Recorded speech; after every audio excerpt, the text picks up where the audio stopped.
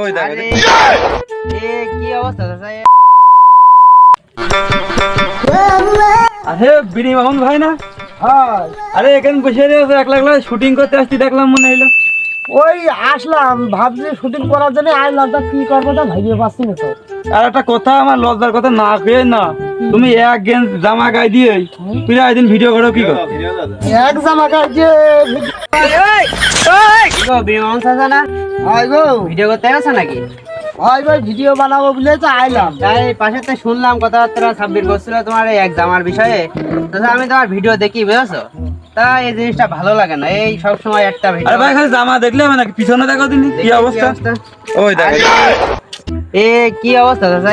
তোমার কি একটা জামা কেনার মতো সামর্থ্য নেই?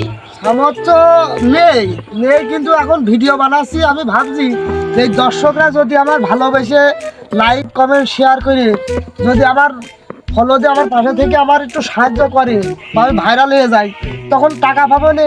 টাকা পেলে সেই টাকা যেটা জামা কিনে নিয়ে ভালো জামা দোয়া গাইতে করি তুমি, অবশ্যই মানুষ তোমার সাপোর্ট করবে। আমরা তো তোমার ভিডিও দেখি, আর সব মানুষ আমার ভিডিও দেখ, আমরা দোয়া করবো না, খালি ভিডিও বানা না, অবশ্যই। খালি ভিডিও বানা না। আচ্ছা আমরা গেলাম। আচ্ছা।